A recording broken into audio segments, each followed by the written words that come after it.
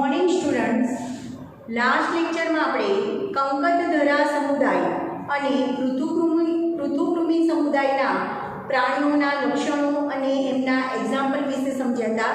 હવે આગળ આપણે વાત કરીએ નવા સમુદાયની। તો નવો સમુદાય છે સમુદાય સૂત્રકૃમિ।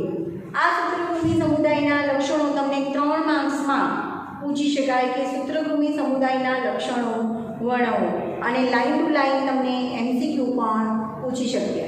તો આજે આપણે સૂત્રકૃમિ સમુદાયના લક્ષણોની વાત કરીશું। સૂત્રકૃમિ સમુદાયમાં ખાસ કરીને કરમિયા વિશે બધાએ તમે સાંભળેલું છે। કરમિયું, બુકેરિયા, એને ફિલારિયલ કૃમિ તરીકે પણ ઓળખવામાં આવે છે, અને એસાઇલોસ્ટોમા તરીકે ઓળખાતું સજીવ એ આ સૂત્રકૃમિ સમુદાયના પ્રાણીઓ છે। ખાસ કરીને કરમિયા વિશે તમે બધા જ જાણો છો કે એ અંતઃપરોપજીવી તરીકે વસવાટ કરે છે। તો સૂત્રકૃમિ સમુદાયના લક્ષણોની વાત કરીએ। આ સૂત્રકૃમિ સમુદાયના પ્રાણીઓનો આડો છેદ લઈ અને જોતા આડા છેદમાં પ્રાણીઓ ગોળાકાર દેખાય છે, એટલા માટે સૂત્રકૃમિ સમુદાયના પ્રાણીઓને ગોળ કૃમિ તરીકે ઓળખવામાં આવે છે। આ યાદ રાખજો। આગળ આપણે પૃથુકૃમિ સમુદાયના પ્રાણીઓ વિશે શીખી ગયા।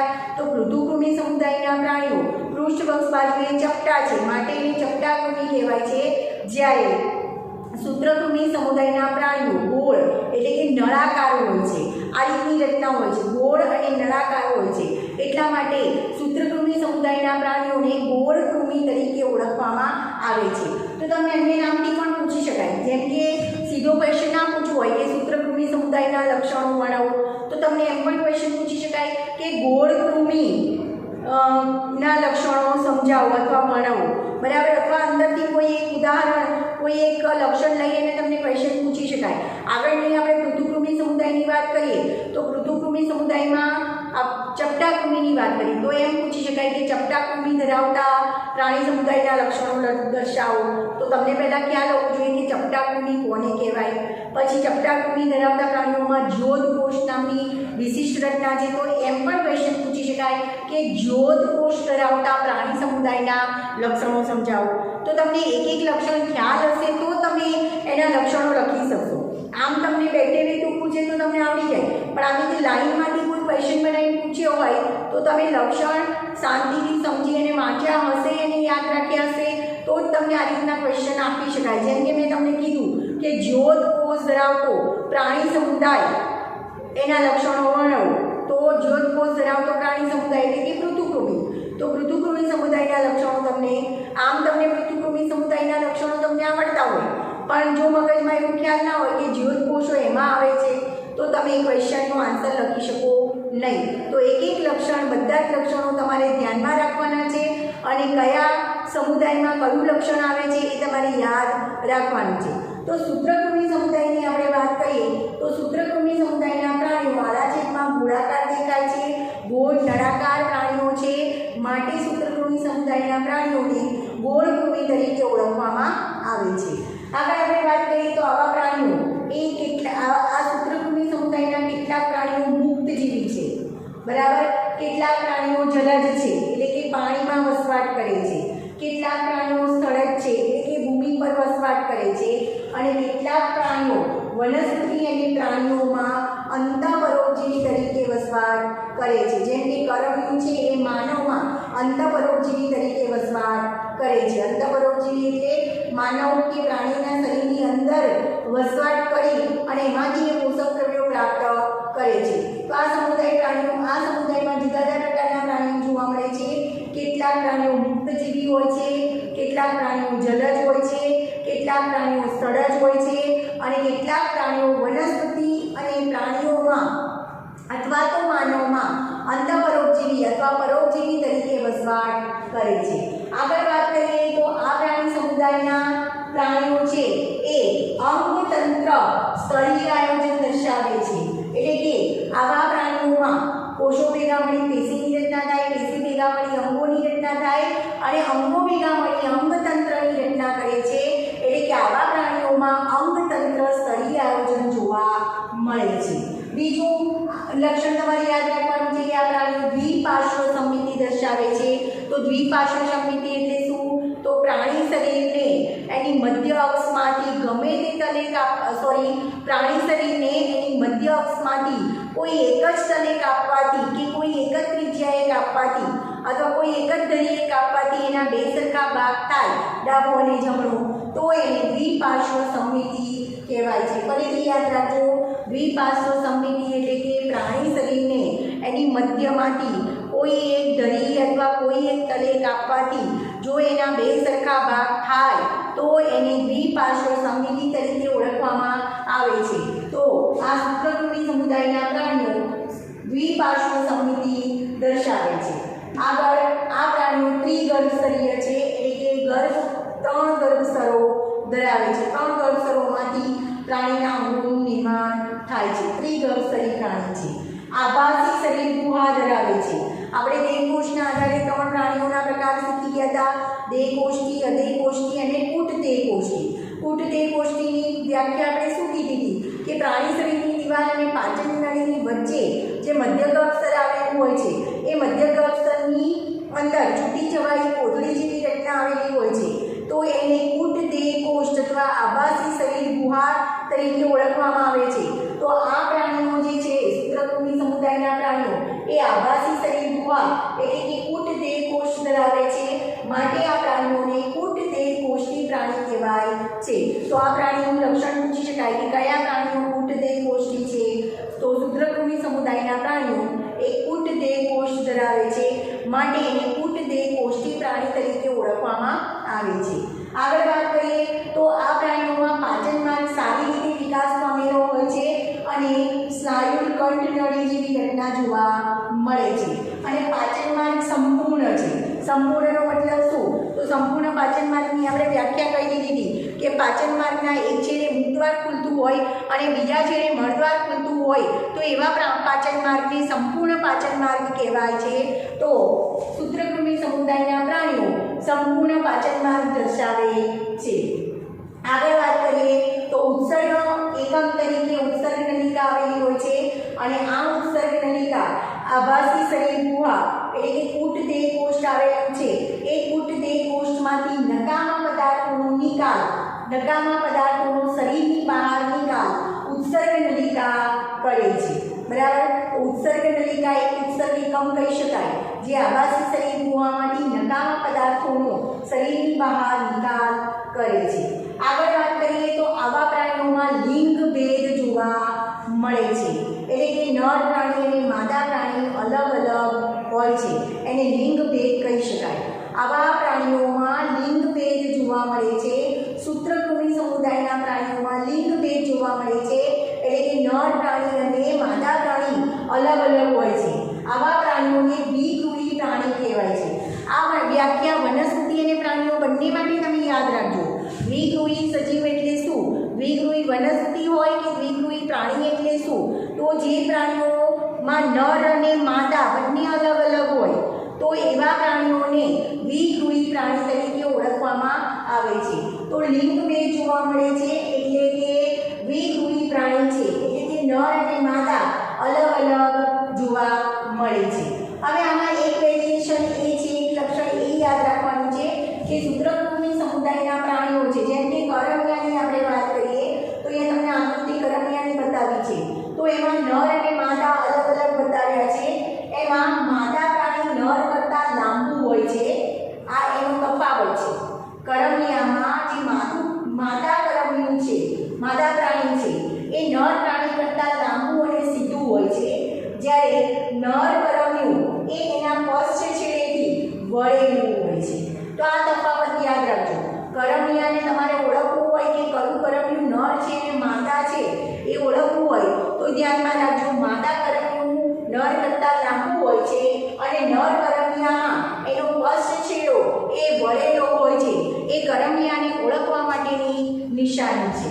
આગળ વાત કરીએ તો આવા પ્રાણીઓમાં અંતઃફલન જોવા મળે છે.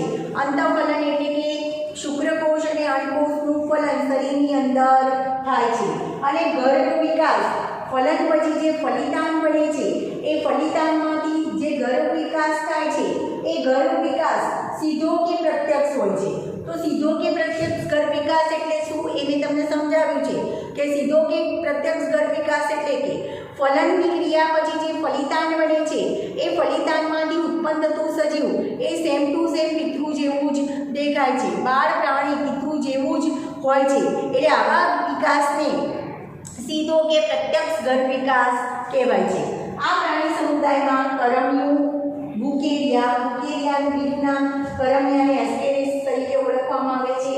બુકેરિયાનું બીજું નામ યાદ રાખજો ફિલારિયલ કૃમિ, તો ફિલારિયલ કૃમિને બુકેરિયા તરીકે ઓળખવામાં આવે છે। આ બુકેરિયાનો સમાવેશ સૂત્રકૃમિ સમુદાયમાં થાય છે। અને ત્યાર પછી ત્રીજા એક પ્રાણીનું ઉદાહરણ આપેલું છે એસાઇલોસ્ટોમા, એ પણ આ પ્રાણી સમુદાયનું ઉદાહરણ છે। એસાઇલોસ્ટોમાને હૂકવર્મ તરીકે પણ ઓળખવામાં આવે છે। તો અહીંયા નીચમાં પાછા ક્વેશ્ચન તમને પૂછી શકાય, સમુદાયના નામ પરથી ઉદાહરણ અને ઉદાહરણના નામ પરથી સમુદાયનો પ્રકાર। એ કરમિયું છે કયા સમુદાયનું પ્રાણી છે, તો સૂત્રકૃમિ સમુદાયનું, અથવા સૂત્રકૃમિ સમુદાયમાં નીચે પૈકી કયા પ્રાણીઓનો સમાવેશ થાય છે, તો એ રીતના એક્ઝામ્પલ આપેલા હોય। તો ફરી અહીંયા ધ્યાન રાખો, સૂત્રકૃમિ સમુદાયના પ્રાણીઓ એ આડા છેદમાં ગોળાકાર દેખાય છે, એ બહારથી નળાકાર અને ગોળ હોય છે, એટલા માટે સૂત્રકૃમિ સમુદાયના પ્રાણીઓને ગોળ કૃમિ તરીકે ઓળખવામાં આવે છે। આવા પ્રાણીઓમાં સૂત્રકૃમિ સમુદાયના કેટલાક પ્રાણીઓ મુક્તજીવી છે, કેટલાક પ્રાણીઓ જલદ છે એટલે કે પાણીમાં વસવાટ કરે છે, કેટલાક પ્રાણીઓ સળદ છે એટલે કે ભૂમિ પર વસવાટ કરે છે, અને કેટલાક પ્રાણીઓ વનસ્પતિ અને પ્રાણીઓમાં પરોપજીવી તરીકે વસવાટ કરે છે। એટલે એમ કહી શકાય કે અંતઃપરોપજીવી પ્રાણીઓ છે।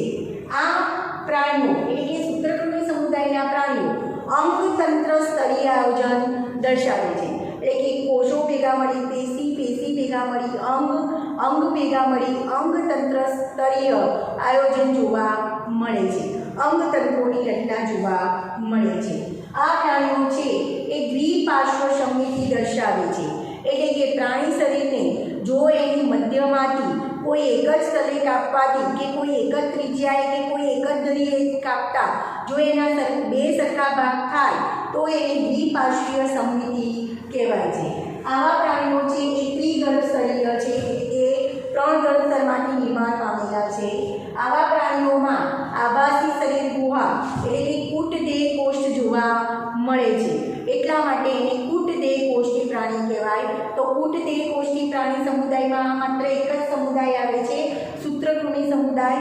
તો આ એનું એક વિશિષ્ટ લક્ષણ કહી શકાય। તો યાદ રાખજો, કૂટદેહ કોષ્ઠી પ્રાણી સમુદાય એટલે કે સૂત્રકૃમિ સમુદાય, જેમાં કૂટદેહ કોષ્ઠ એટલે કે પ્રાણી શરીરની દિવાલ અને પાચન નળીની વચ્ચે જે મધ્ય ગર્ભસ્તર આવેલું છે એમાં છૂટી છવાઈ કોથળીઓ જેવી રચના આવેલી હોય છે, જેને આભાસી શરીર ગુહા કે કૂટદેહ કોષ્ઠ કહેવામાં આવે છે।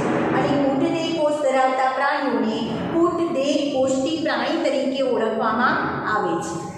તો કૂટદેહ કોષ્ઠી પ્રાણીની વ્યાખ્યા તમે યાદ રાખજો।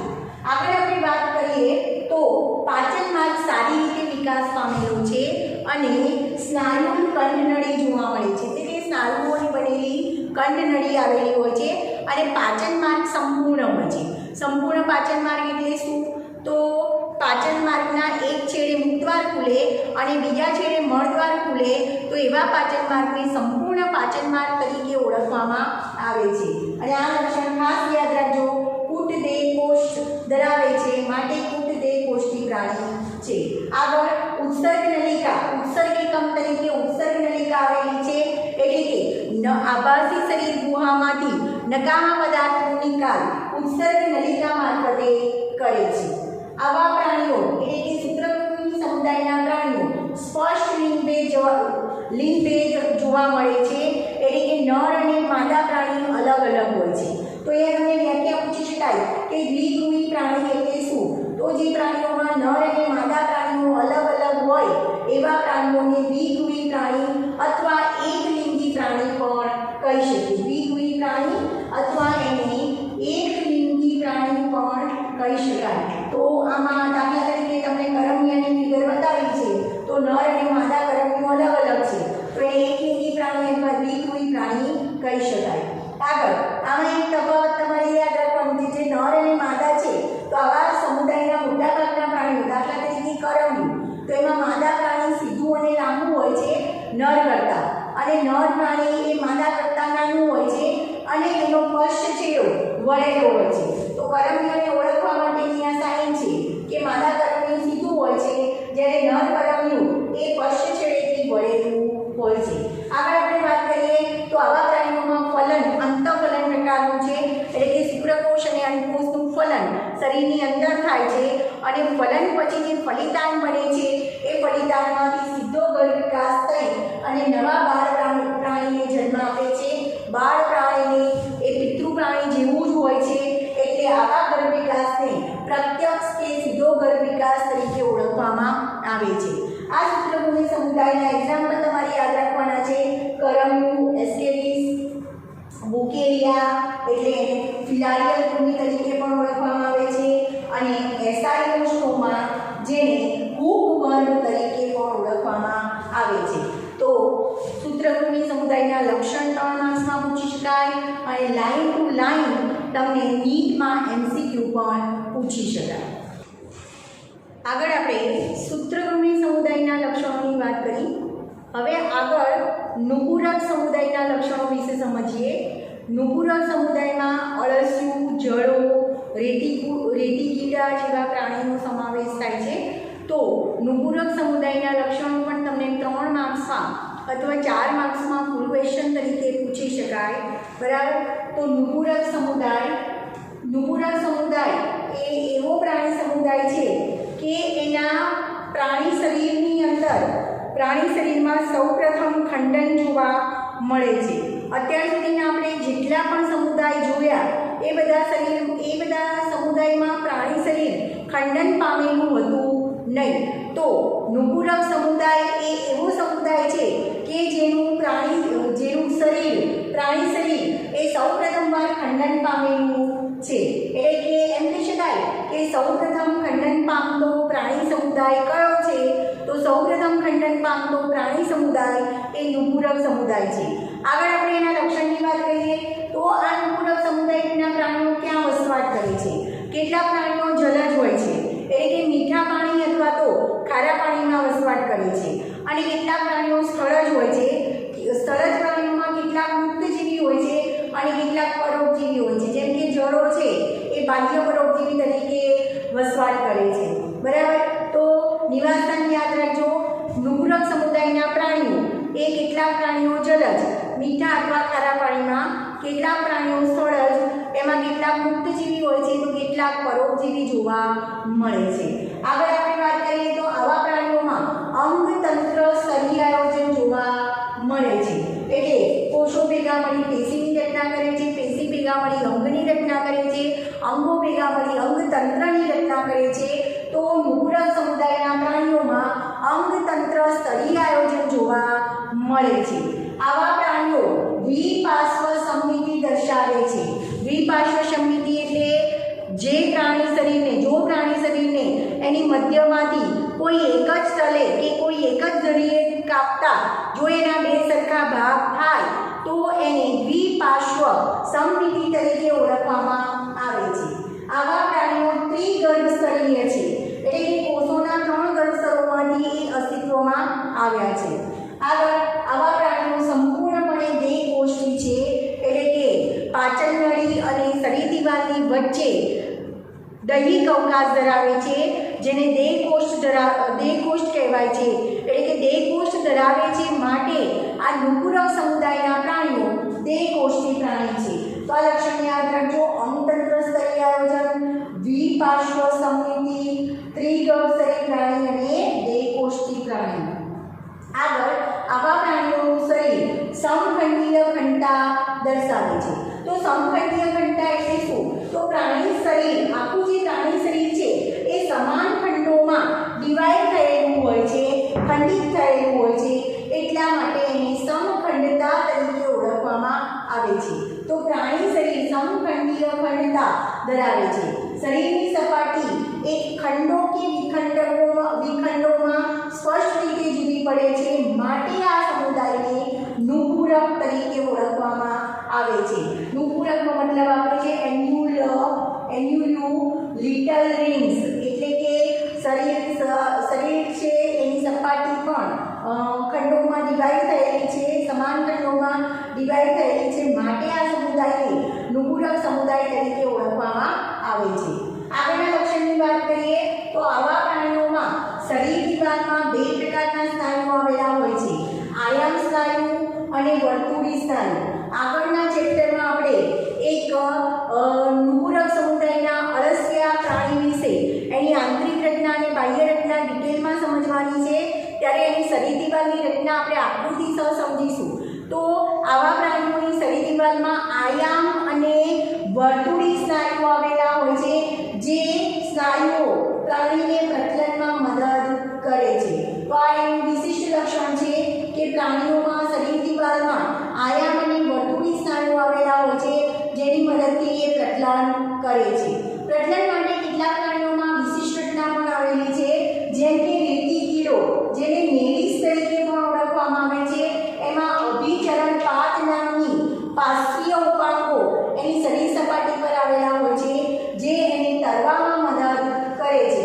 કારણ કે નેરિસ અથવા તો જે રેતી કીડો છે એ જલજ પ્રાણી છે. તો જો તમે આ રેતી કીડાની ફિગર છે, એનું શરીર સમાન ખંડોમાં ડિવાઈડ થયેલું છે, જલજ પ્રાણી છે, એની શરીર સપાટી ઉપર આવી પાર્શ્વીય ઉપાંગો આવેલા હોય છે, જે ઉપાંગોને અભિચરણ પાદ તરીકે ઓળખવામાં આવે છે. અને આ અભિચરણ પાદ તમે સ્પષ્ટ જોઈ શકો છો. તો આ અભિચરણ પાદ એને તરવામાં મદદ કરે છે. આગળ તમને તમારી ટેક્સ્ટબુકમાં આપ્યું નથી કે અળસિયામાં પણ એની શરીર સપાટી પર વક્ષ બાજુએ વજ્રકેશ નામની રચના આવેલી હોય છે, જે પણ એને પ્રચલનમાં મદદ કરે છે. તો આ અળસિયાની ફિગર છે, આ જળોની ફિગર છે, અને આ રેતી કીડો એટલે કે નેરિસની ફિગર છે. હવે આગળ આપણે વાત કરીએ તો આવા પ્રાણીઓમાં રુધિરાભિસરણ તંત્ર બંધ પ્રકારનું જોવા મળે છે. ચેપ્ટરની શરૂઆતમાં પણ આપણે વાત કરી લીધી હતી કે પરિવહન તંત્ર બે પ્રકારના છે, ખુલ્લા પ્રકારનું પરિવહન તંત્ર અને બંધ પ્રકારનું પરિવહન તંત્ર. તો બંધ પ્રકારનું રુધિરાભિસરણ તંત્ર એટલે શું? તો બંધ પ્રકારનું રુધિરાભિસરણ તંત્ર એટલે આવા પ્રાણીઓમાં રુધિર હૃદય અને રુધિરવાહિનીઓમાં વહન પામે છે. તો એવા પ્રકારના રુધિરાભિસરણ તંત્રને બંધ પ્રકારનું રુધિરાભિસરણ તંત્ર કહેવાય છે. તો નુપુરક સમુદાયના પ્રાણીઓમાં બંધ પ્રકારનું રુધિરાભિસરણ તંત્ર જોવા મળે છે.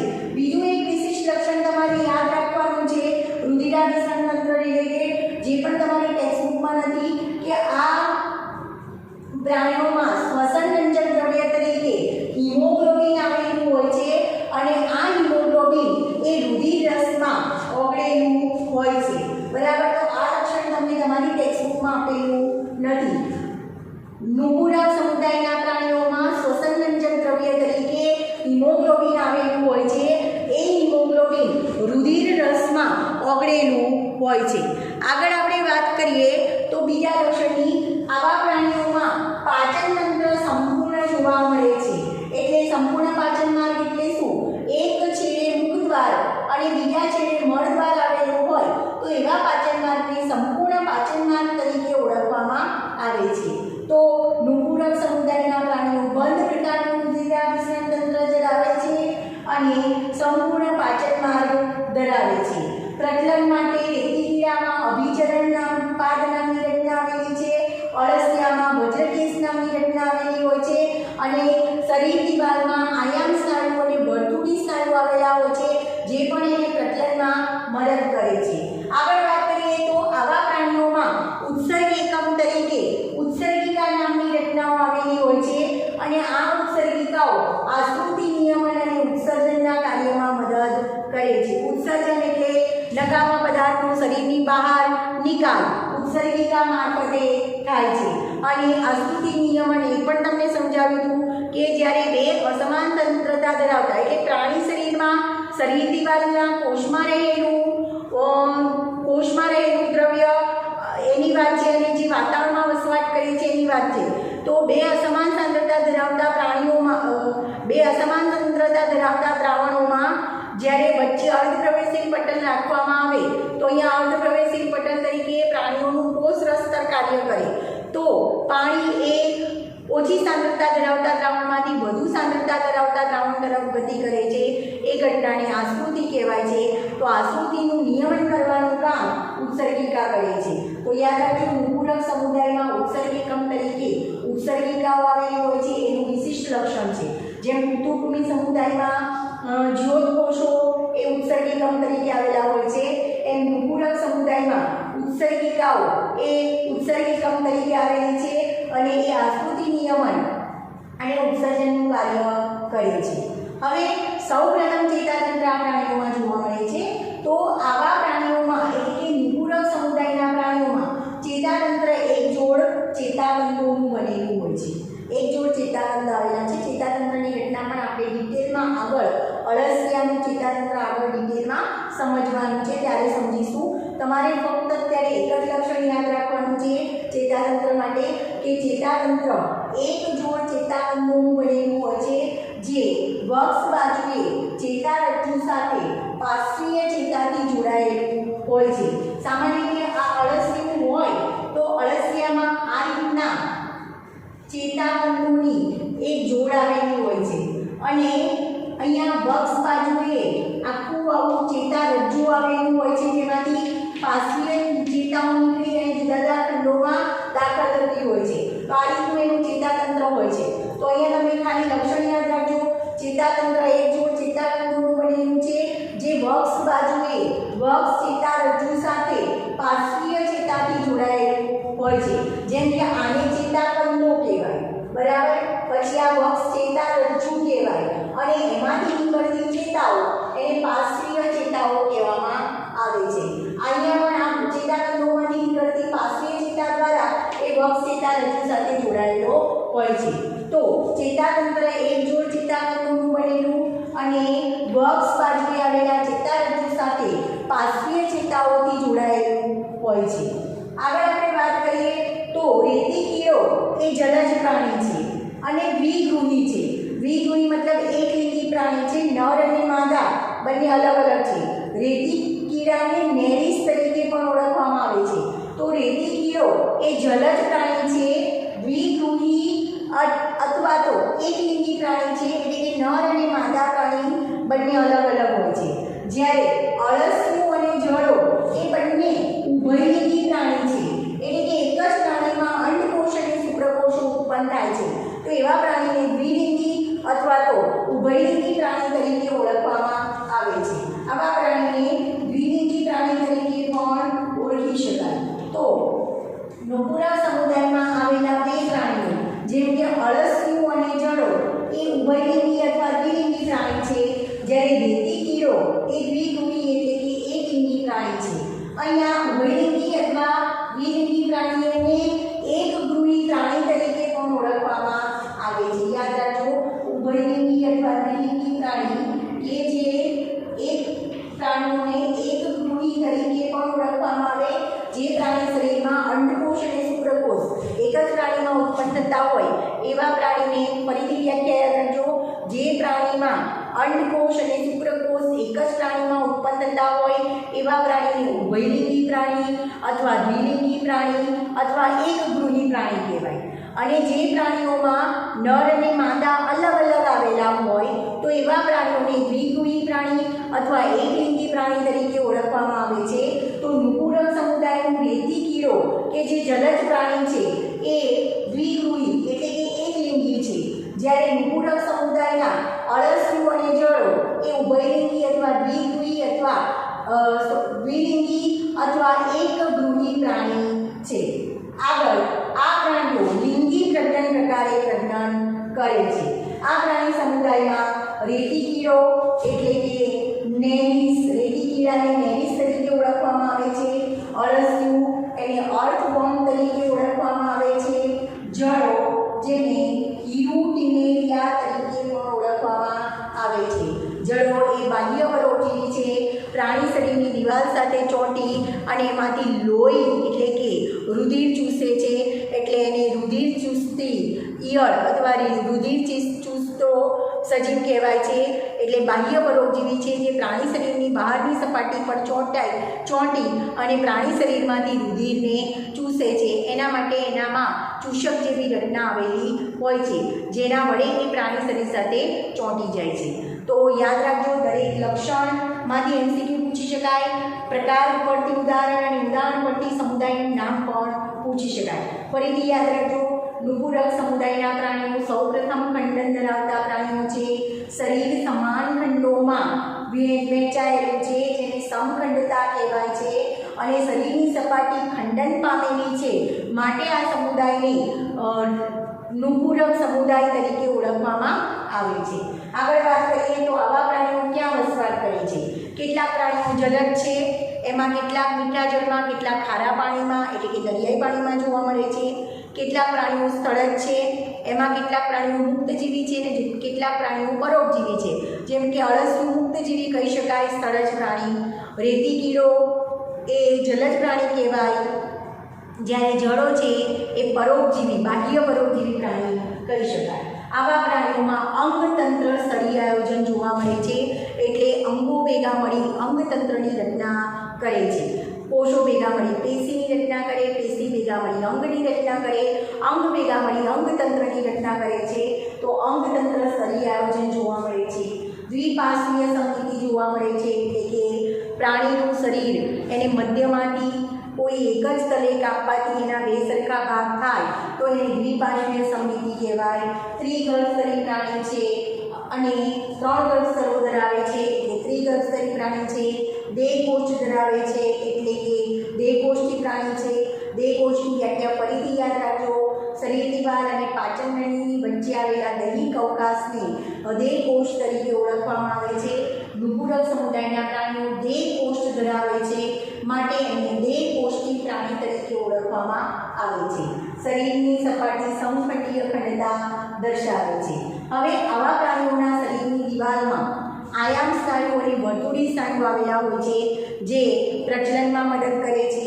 કેટલાક પ્રાણીઓમાં પ્રજનન માટે વિશિષ્ટ રચના આવેલી છે, જેમ કે રેતી કીડામાં એની શરીર સપાટીની બહારની તરફ આવા પાર્શ્વીય ઉપાંગો આવેલા છે, જેને અભિચરણ પાથ કહેવાય છે, જે એને તરવામાં મદદ કરે છે. અળસિયામાં વજ્રકેશ નામની રચના આવેલી હોય છે, જે એને પ્રજનનમાં મદદ કરે છે. આવા પ્રાણીઓમાં બંધ પ્રકારનું રુધિરાભિસરણ તંત્ર જોવા મળે છે, એટલે કે રુધિર છે એ હૃદય અને રુધિર વાહિનીઓમાં વહન પામે છે. રુધિર એ હૃદય અને બંધ રુધિર વાહિનીઓમાં વહન પામે છે, એટલે બંધ પ્રકારનું રુધિરાભિસરણ તંત્ર જોવા મળે છે.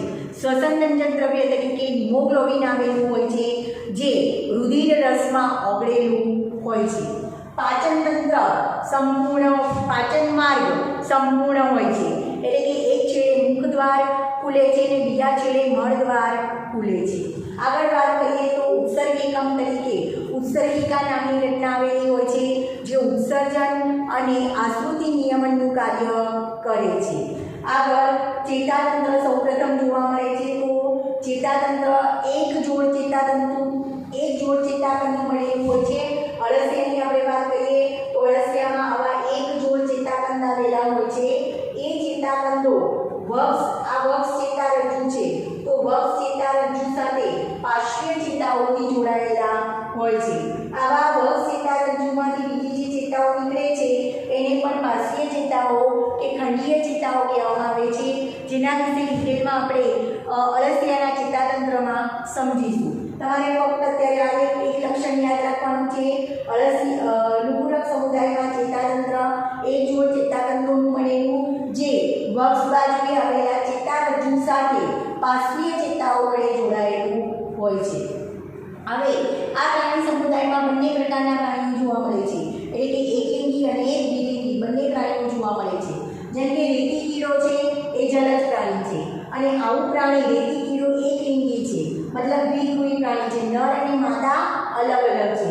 દ્વિગૃહી અને એકલિંગી એ પર્યાય શબ્દ છે. નર અને માદા પ્રાણી અલગ અલગ હોય તો એવા પ્રાણીઓને દ્વિગૃહી અથવા એકલિંગી પ્રાણી કહેવાય છે. રેતી કીડો એ દ્વિગૃહી અથવા એકલિંગી પ્રાણી છે. અળસિયું અને જળો એ ઉભયલિંગી અથવા દ્વિલિંગી અથવા એકગૃહી પ્રાણી છે. તો ઉભયલિંગી, દ્વિલિંગી અથવા એકગૃહીની વ્યાખ્યા એક જ થશે. જે પ્રાણીઓમાં અંડકોષ અને શુક્રકોષ જે પ્રાણીઓમાં અંડકોશ અને શુક્રકોશ એક જ પ્રાણી શરીરમાં ઉત્પન્ન થતા હોય એવા પ્રાણીઓને દ્વિલિંગી પ્રાણી અથવા ઉભયલિંગી પ્રાણી અથવા તો એકગૃહી પ્રાણી તરીકે ઓળખવામાં આવે છે. તો અળસિયું અને જળો એ એકગૃહી અથવા ઉભયલિંગી અથવા તો દ્વિલિંગી પ્રાણી છે. આવા પ્રાણીઓમાં અંડકોશ અને શુક્રકોશ એક જ પ્રાણીમાં ઉત્પન્ન થાય છે. આગળ વાત કરીએ તો આવા પ્રાણીઓમાં પ્રજનન લિંગી પ્રજનન પ્રકારે થાય છે. નુપુરક સમુદાયના પ્રાણીઓના ઉદાહરણ તમારે યાદ રાખવાના છે. રેતી કીડો, જેને નેરીસ તરીકે ઓળખવામાં આવે છે, જે જલજ પ્રાણી છે. પહેલી આકૃતિ તમને રેતી કીડાની બતાવી છે. ત્યાર પછી અળસિયું એટલે કે અર્થવર્મ, જે સ્થળજ પ્રાણી છે. અળસિયાને અર્થવર્મ તરીકે પણ ઓળખવામાં આવે છે. અળસિયાને ખેડૂતના મિત્ર તરીકે પણ ઓળખવામાં આવે છે. જળો, જે બાહ્ય પરોપજીવી છે, એને યુટિનેરિયા તરીકે પણ ઓળખવામાં આવે છે. તો સમુદાય ઉપરથી પ્રાણીના નામ અને પ્રાણીના નામ ઉપરથી સમુદાય તમને પૂછી શકાય. તો નુપુરક સમુદાયના લક્ષણો તમને 3 અથવા 4 માર્ક્સમાં ફૂલ ક્વેશ્ચન તરીકે પૂછાય અથવા તો લાઈન ટુ લાઈન તમને એમસીક્યુ નીટમાં પૂછી શકાય.